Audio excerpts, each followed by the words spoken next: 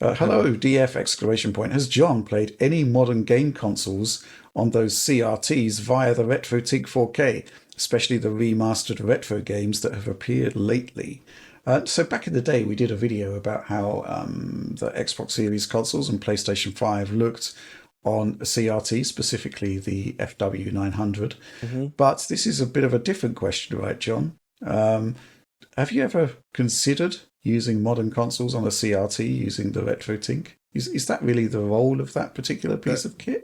that's a weird one. I think what he's talking about. So the RetroTink's not designed to be used on CRTs really, but there was some kind of like downscaling options in there to get like sort of like decimation, like that people have experimented with. I don't really do that. I haven't found that interesting to be honest, but um mostly. But I've definitely used modern hardware on CRTs. And there's really two ways to go about it. There's VGA monitors, and then there's the standard definition 15 kilohertz style CRTs. They are very different, as you know, right?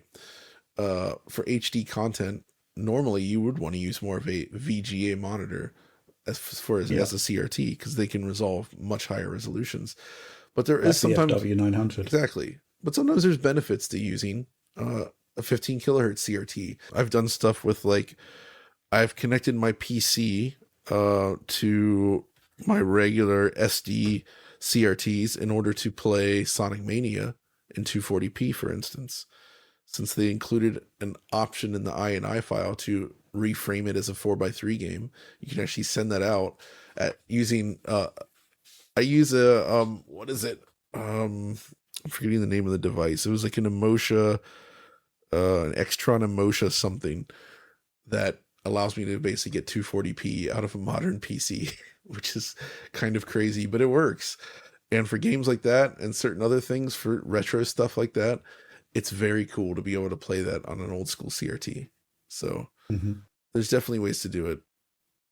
For the Okay. Tink though, Retro, yeah, it's kind of like more for like your Xbox 360. Well, there's a lot of uses for it, obviously, but the idea of having proper scaling for an Xbox 360 and PS3 for a 4K panel, that's kind of like quite compelling, so isn't it? that's I don't use the I actually use a different device for that because of its size and just simplicity for this. And it's the morph from Black Dog, Dan and them, the Pixel FX morph.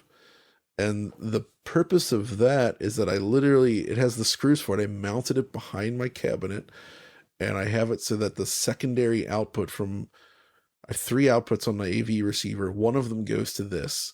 And if I because it has a toggle switch, unlike the Tink, I can literally just click the switch on. It comes alive, and then I just switch the AV receiver. Uh, all right, no, I switched the TV to its unique input from that morph, and then you get nearest neighbor scaling. So Oh. anything I input into that over HDMI gets nearest neighbor scaled up to 4K. So I always use that for Switch to get very clean scaling. But I've also used it on older stuff as well. Like if you play a PS4 game or an Xbox One game and it's capped at 1080p, for instance, the results look a lot better if you input 1080p directly into the morph and then you get the 4K scaled out to your screen.